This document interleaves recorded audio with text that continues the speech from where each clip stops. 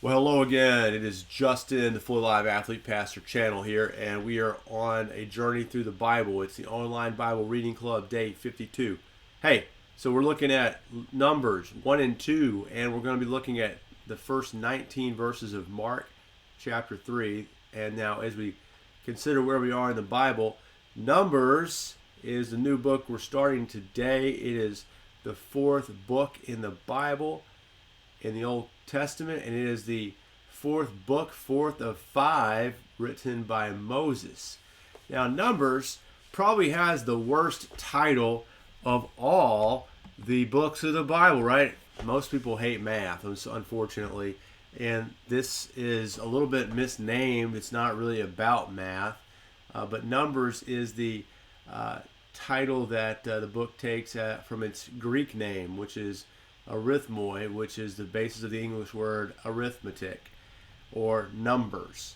Now, it does have two censuses in it in chapters 1 and 4 there, which doesn't sound very interesting at all. Again, worst name ever. And that's probably why a lot of you probably haven't read it and don't really care to read it, because it just sounds irrelevant. Now, it does have some Hebrew names, and one of them would be the word for in the wilderness. That might be a better title, in the wilderness, or Bamidbar. It is it's a much more exciting and accurately describes what's going on in the book, in the wilderness. They're journeying from Mount Sinai, and they're going to ultimately go out through the wilderness to the plains of Moab. And when they get to Moab, they're going to be on the verge of crossing into the promised land. And this is the great promise that was given to Abraham way back in Genesis 12. Remember that? Go back and read it if you don't remember it.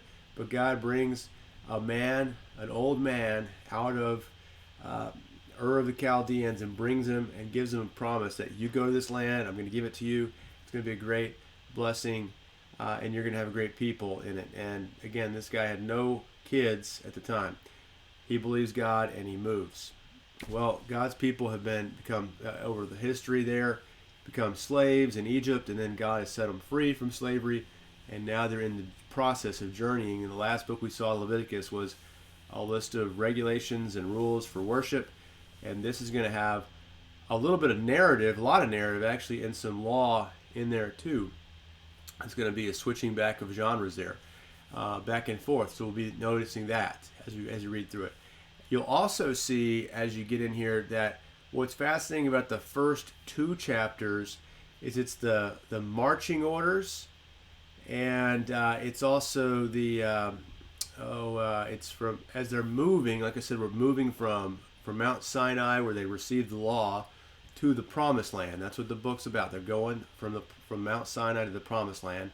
It's a journey through the wilderness, and they're going to have the life that they're going to live, which is going to be set up around the tabernacle. So they're going to be given marching orders of how the tribes are to be arranged around the tabernacle. The tent of meeting there is going to be in the middle of the people, and they're going to fan out around it according to tribe or families and clans there. So they're going to be arranged that way. That's how it's telling us that. And then it's also going to tell us when they arrive, they're going to march, and you're going to have Judah and Issachar and Zebulun in the front. They're going to set up on the front, and then you're going to have the priest right there close, and then they're going to have Simeon, Reuben, and Gad are going to fan off around to the south of the tent of meeting, and then the Levites who are going to care for the tent of meeting, tabernacle, and then Benjamin, Ephraim, and Manasseh, who will ultimately be on the west side there in the country, will be around there, and then at the end, Asher, Dan, and Naphtali will be up at the top, or the north part of the arrangement there. So anyway, you got a lot of names here, you got a lot of people, and you might think, well, this is not really that instructive to me, but it is, I think, interesting that the people were counted, and that each Christian counts. All right.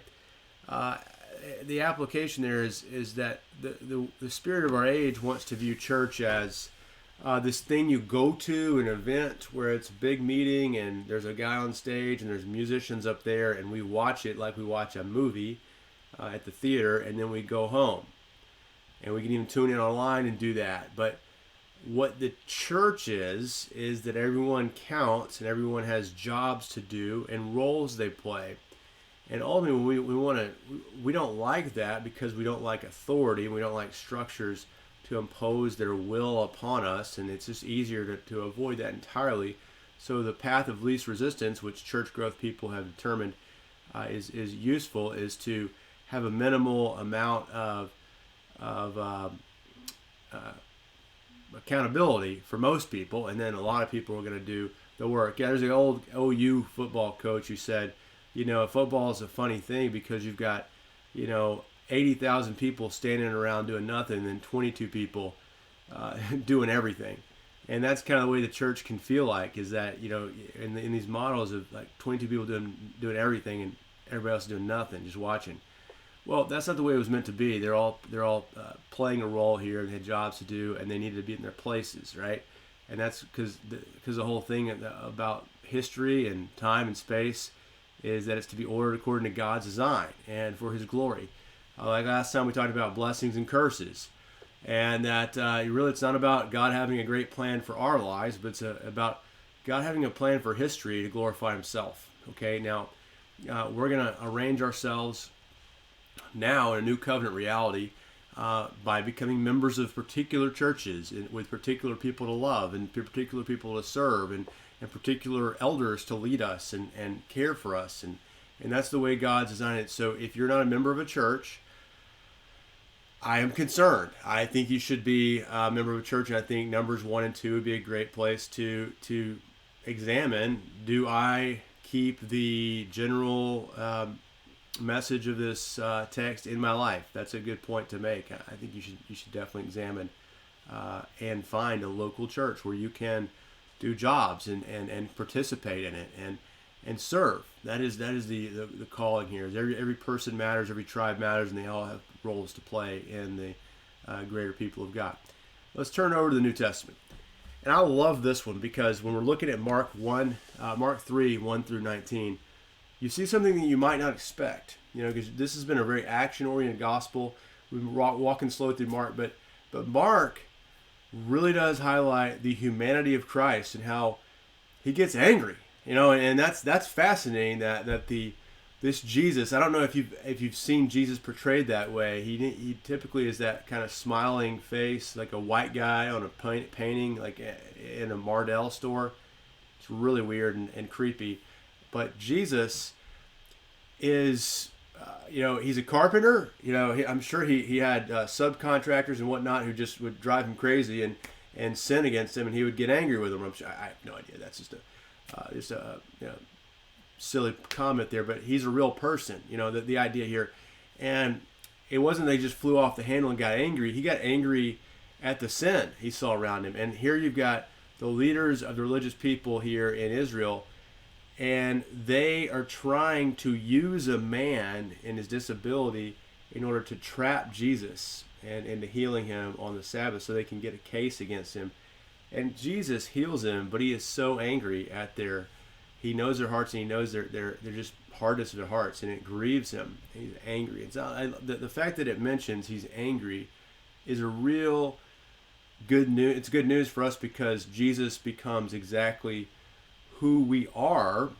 He bears our sin in His body because He becomes what we are. He becomes a true human being, but He does it righteously. He doesn't have unrighteous anger. He has holy anger against the sin that He encounters. Now, what's fascinating also in this text, the first 19 verses of Mark, there's a lot in there, but I'll comment on one more thing and we'll wrap it up for today.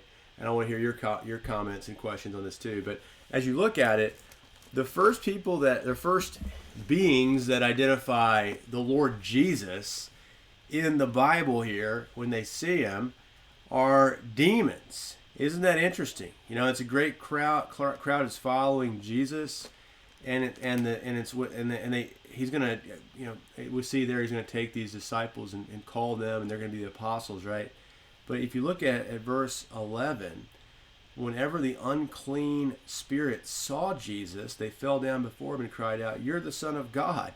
The first people to really understand who Jesus is are the enemy. And that's the great good news, is that God had promised a son of a woman, the seed of the woman, the offspring, who's going to come, and he's the Son of Man, the Son of God, who is going to crush the evil one. And these demons and spirits are working for the man, the ancient serpent, Satan, the accuser. And they know that they are under, their time is limited, and they are about to be crushed. And so they're like, they're like, hey, you're the Son of God, and they try to destroy Jesus. They're afraid, of course. But anyway, I think it's fascinating, don't you feel that's a unique point, that we are so wrapped up in ourselves, even seeing Jesus healing hands and healing legs and all that we've seen so far and forgiving sins, that we don't see him rightly as he is. But the wicked, evil spirits, of course, do know him. And the point that I want you to know there is, it's not just enough to know Jesus. You have to trust him. You have to follow him. They know him, but they're still damned. We will be in the same position unless we trust him and follow him, put our faith in him. So with that said, what questions do you have? I think we've raised a lot of things to talk about today. You can feel free to disagree with me. I'm not always going to nail everything perfectly. But I'm going to try to help you to understand the Bible better and try to understand it myself better, because in that we get to know the Lord. So, okay, hope you're well. Let's talk soon. We'll do another live stream. God bless you. If you're watching the end, like it and comment, please. Do all you can to promote the channel so that we can get more people seeing and knowing God. Okay, this is the Bible Full Live Athlete Best channel. God bless you guys. We'll see you later.